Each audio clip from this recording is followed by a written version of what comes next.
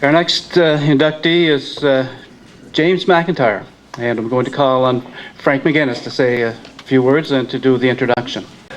I'm extremely pleased to nominate J.W., fondly known as Jimmy MacIntyre, for induction into the Port Hawkesbury Sports Wall of Fame.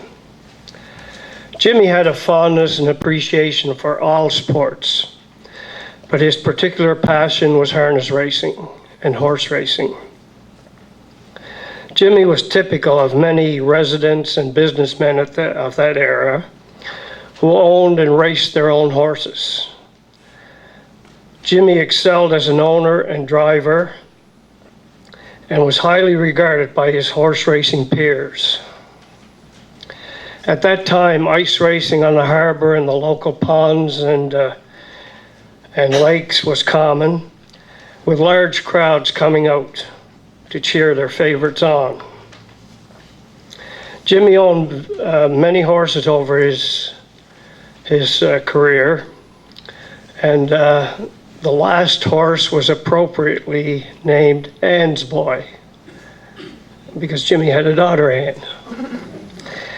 In 1939, Jimmy owned the very fast horse Dermat, who at that time was regarded as the fastest horse in the Maritimes, and who owned track records in Inverness, North Sydney, and New Glasgow.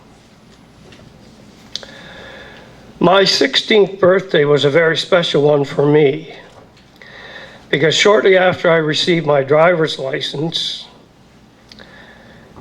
and knowing I had an interest in horses and racing that was quickly recognized by Jimmy, they often called on me to be their designated driver.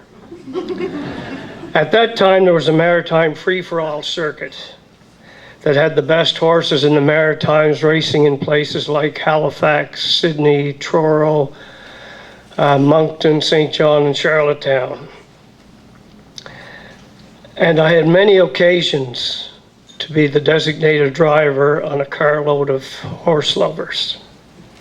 My passengers at that time included many citizens of Port Hawkesbury, and they included Robert Morrison, Angus Way, Angus Norman MacDonald, Tom Wendell, Bernie Ryan, and many others.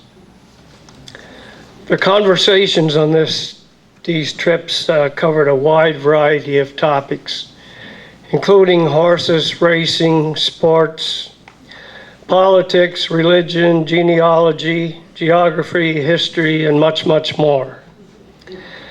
It was certainly an educational experience for a young guy that had a very lasting effect on me. I myself have raced horses for over 40 years, in no small measure to the influence of those early days traveling with Jimmy MacIntyre. Jimmy was a leading citizen in the town and businessman, and as Billy Joe mentioned, social services were practically non-existent. As a merchant, Jimmy supported many individuals and families that were in need and possessed a well-deserved reputation for his generosity. In conclusion, I believe that Jimmy MacIntyre rightly deserves inclusion in this hall for his many achievements and for his participation in the sport of harness racing, which at one time was a leading sport in this area. Thank you.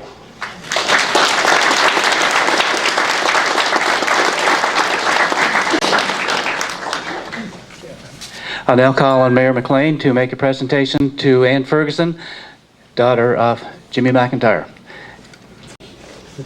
40 years ago, there was two brothers, Huey John MacIntyre and Jimmy MacIntyre. And both of them, Jimmy had a general store with, as I was saying earlier, with everything in it that you'd ever want, from hardware to groceries. And he was highly regarded and respected as a businessman and a father, and in the horse business also. and has asked me to say a few words because he was my mother's brother. There was another brother, Noddy. There was two parts of the family, Joe MacIntyre, and a guy they called Johnny Q, the Pope. He was always in church. And so Anne was the only daughter, and Martha Campbell was Anne's mother. We lived during the war. By the way, we were put out of my house, my father's house, and they turned it into a hospital. And we lived above a restaurant that my father owned during the war. And you remember all the sirens and whatnot. So we were about 200 feet from the MacIntyre family, Jimmy MacIntyre. And Huey John was right across the road from that house on Granville Street. And he was way ahead of his time, this Huey John. He had displays in the window every year for hunting, Valentine's, Easter, Thanksgiving, Christmas. So he was a merchandiser from day one. So on behalf of Anne and her family, I'd like to say thank you on behalf of the MacIntyres.